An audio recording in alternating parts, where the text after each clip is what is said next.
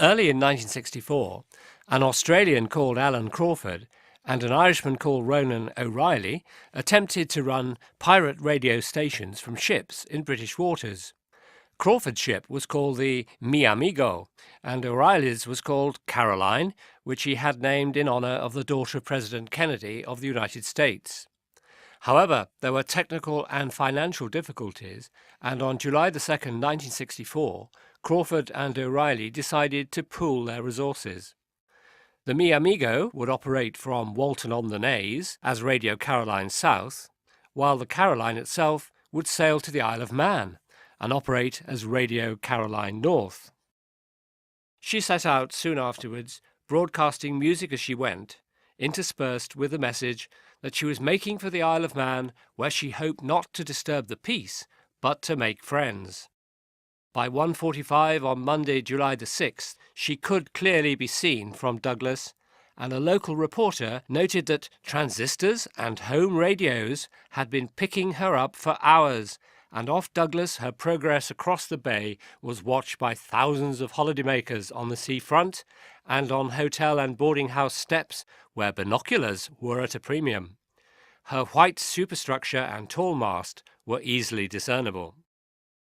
The DJs aboard Caroline encouraged car owners in Douglas to turn seawards and switch on their lights as she sailed past, and many obliged. At about 3 o'clock she anchored some 5 miles off Ramsey in the deep waters of controversy.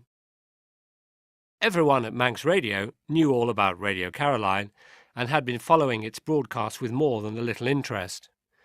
However, the Manx authorities as such knew nothing about any plan to broadcast from Ramsey Bay, and the first reaction was one of anger because Caroline threatened to upstage the infant Manx Radio.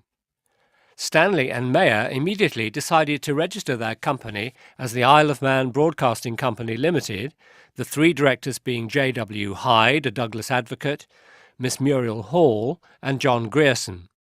Soon afterwards, yet another deputation consisting of Manx politicians and representatives of Manx Radio met Home Office and Post Office officials to plead again for a medium wave band other than the 188 on offer, but without success.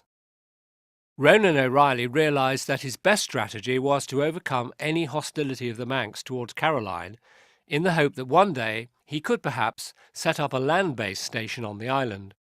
Radio Caroline, therefore, made a point of advertising the holiday potential of the island wherever possible, and frequently emphasised that the broadcasts were coming from the sunny Isle of Man.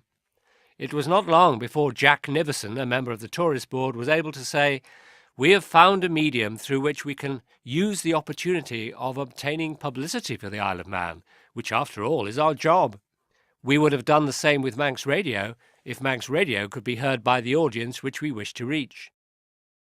Stanley and Mayer realised that they would have to compromise, and another delegation went to London and agreed to accept the 188 wave band if a better one could be promised at some time in the future. The Post Office said that there was a chance of 232 metres being available for daytime use only. Manx Radio was satisfied with this half-promise, and in October 1964 the Post Office issued a licence for transmission on 188 metres at a power of 50 watts and for a temporary period of 6 months. The low power of the transmissions did mean that reception was poor in the north of the island because of the Snaefell mountain mass, but on the other hand it eventually turned out that a good deal of the UK's northwest coast could receive Manx Radio programmes. This was an unexpected bonus, especially as the UK authorities, despite their earlier warnings about spillage, as it was called, seemed not to notice for the moment. The official opening of Manx Radio took place on Monday, November the 23rd, 1964, at a reception at the Fort Anne Hotel, attended by the Lieutenant Governor, Sir Ronald Garvey, and other members of Tynwald, during which Sir Ronald made an inaugural broadcast which ended, "After the many years spent in endeavouring to arrange for the Isle of Man to have its own broadcasting service, I am very happy today to be able formally to declare Manx Radio open, and using the station's own slogan to say, Happy listening to you all.